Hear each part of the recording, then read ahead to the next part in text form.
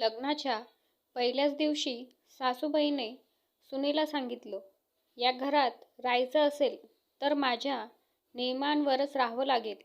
सून काही बोलली नाही. पण 6 महिन्यांनी अशी एक घटना घडली, ज्यामुळे संपूर्ण गाव सासूबाईचं कौतुक करू लागलं आणि सून त्यांच्या पायाशी रडत होती. पण का? असं काय झालं होतं त्या 6 महिन्यात?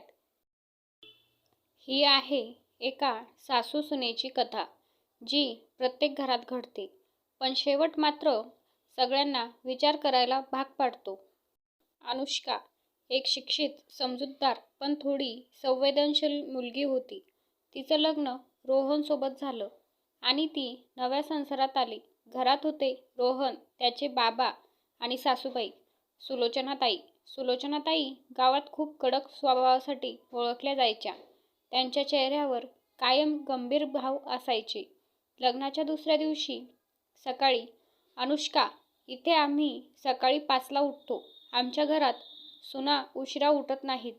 अनुष्का हसून म्हणाली, हो आई, मी प्रयत्न करेन. पण सुलोचनाताईंच्या चेहऱ्यावर मायेपेक्षा नियम जास्त दिसत होते.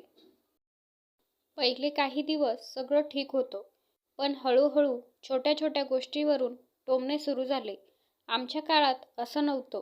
आम्ही एवढ्या सुखात नव्हतो. आजकालच्या मुलींना काही सहनशीलता नाही. अनुष्का शांत राहायची, कारण तिला शिकवलं होतं घर जपायचं असतं. पण एक दिवस अनुष्काने चुकून भाजीला जास्त मीठ टाकलं.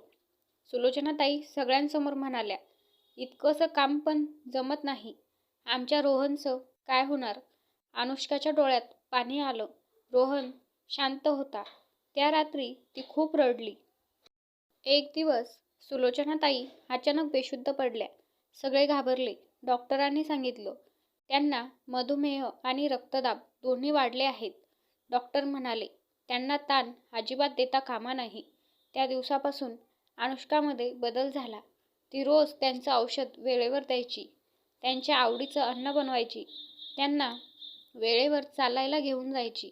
सुलोचनाताईंना आश्चर्य वाटायचं, हीच ती मुलगी का जी मला घाबरते? गावात एक समारंभ होता. तिथे काही बायका सुलोचनाताईंना म्हणाल्या, तुझी सून जास्त शिकलेली आहे ना? उद्या तुझं ऐकेल का ती?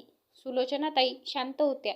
तेवढ्यात अनुष्का पुढे आली आणि म्हणाली, माझ्या आईसारख्या आहेत त्या. त्यांनी जे शिकवलं तेच मी करत आहे. सगळे थक्क झाले. त्या रात्री सुलोचनाताईंनी पहिल्यांदा अनुष्काला जवळ बसवलं. तू माझ्यावर रागवलेली नाहीस? अनुष्का हसली. आई, आईवर कोणी रागवतं का? त्या शब्दांनी सुलोचनाताईच्या डोळ्यात पाणी आलं. काही महिन्यांनी रोहनच्या नोकरीत मोठा तोटा झाला. घरावर कर्जाचं संकट आलं. रोहन तणावात होता. त्यावेळी अनुष्काने स्वतःची नोकरी स्वीकारली. तिने घर खर्च सांभाळायला सुरुवात केली.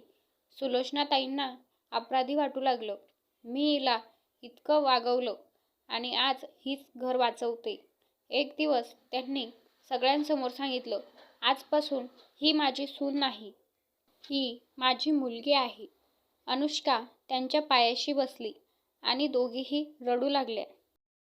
रोहनची नोकरी अजून स्थिर झाली नव्हती. अनुष्का घर आणि ऑफिस दोन्ही सांभाळत होती. सुलोचनाताई आता तिची काळजी घ्यायच्या. बाळा, इतकं थकू नकोस. घरात सगळं सुरळीत चालू होतं. पण एक दिवस रोहनच्या जुन्या मित्राने त्याच्या कानात कुजबूज केली, तुझी बायको खूप वेळ ऑफिसमध्ये थांबते म्हणे. खरंच कामासाठीच का? ही एक शंकेची बीज रोहनच्या मनात पडली. शंकेची सावली रोहनचा स्वभाव बदलू लागला. तो शांत झाला. अनुष्कावर चिडचिड करू लागला. एक दिवस त्याने विचारलं, तू रोज इतका उशीर का करतेस? अनुष्का थक्क झाली. काम असतं रोहन, तू विश्वास ठेवत नाहीस का माझ्यावर? सुलोचनाताईंना वातावरण बदललेलं जाणवत होतं. गावात काही बायकांनी पुन्हा सुरुवात केली. जास्त शिकलेल्या सुना हाताबाहेर जातात. आजकालच्या मुलींचा काही भरोसा नसतो. सुलोचनाताईंच्या मनात एक क्षणभर शंका आली. त्या रात्री त्यांनी अनुष्काला विचारलं, खरं सांग बाळा, सगळं ठीक आहे ना? अनुष्काच्या डोळ्यात अश्रू होते. आई, तुम्हालाही माझ्यावर शंका आहे का? तो प्रश्न सुलोचनाताईच्या हृदयात बाणासारखा घुसला. एक दिवस रोहनने रागात येऊन म्हटलं, जर तुला एवढंच करायचं असेल तर हे घर सोडून जा. संपूर्ण घर शांत. सुलोचनाताई हादरल्या. अनुष्का काहीच बोलली नाही. ती शांतपणे खोलीत गेली आणि बॅग काढली. सुलोचनाताईच्या डोळ्यासमोर त्यांचा भूतकाळ झळकला. त्यांच्या सासूबाईंनीही कधीतरी त्यांना असंच घराबाहेर काढलं होतं. त्या वेदना आजही जिवंत होत्या. अनुष्का दाराजवळ आली तेवढ्यात सुलोचनाताईंनी तिचा हात धरला. कोणीही या घरातून जाणार नाही. रोहन आश्चर्यचकित. सुलोचनाताई ठाम आवाजात म्हणाल्या, ही माझी मुलगी आहे आणि मला तिच्यावर पूर्ण विश्वास आहे. घरात पहिल्यांदाच त्यांनी मुलाच्या विरोधात आवाज उठवला. 2 दिवसांनी रोहनच्या ऑफिसमधून फोन आला. त्याला कळलं की अनुष्का कंपनीच्या मोठ्या प्रोजेक्टवर काम करत होती. ती उशिरापर्यंत थांबत होती कारण तिच्या मेहनतीमुळेच कंपनीने रोहनला नवीन कॉन्ट्रॅक्ट दिला होता. रोहनच्या पायाखालची जमीन सरकली. तो घरी आला. अनुष्का गच्चीवर शांत बसली होती. रोहन तिच्यासमोर हात जोडून उभा राहिला. मला माफ कर. मी तुझ्यावर विश्वास ठेवला नाही. अनुष्का फक्त एकच वाक्य म्हणाली. विश्वास तुटला की आवाज होत नाही, पण वेदना खूप होतात. सुलोचनाताई दोघांकडे पाहत होत्या. त्या म्हणाल्या, घर टिकतं ते प्रेमाने आणि प्रेम टिकतं ते विश्वासाने. त्या दिवशी रोहनने पहिल्यांदाच आईला मिठी मारली. आई, आज तू मला शिकवलंस. काही महिन्यांनी अनुष्काला प्रमोशन मिळालं. सुलोचनाताईंनी गावात सगळ्यांसमोर सांगितलं, माझी सून नाही, माझी मुलगी आहे ही आणि मला तिचा अभिमान आहे. ज्या बायकांनी कुजबूज केली होती त्या शांत झाल्या. घर पुन्हा हसण्याने भरलं. मंडळी, शंका नातं तोडते, विश्वास नातं जोडतो आणि जेव्हा सासू मुलीसारखी उभी राहते तेव्हा संसार कोणी तोडू शकत नाही.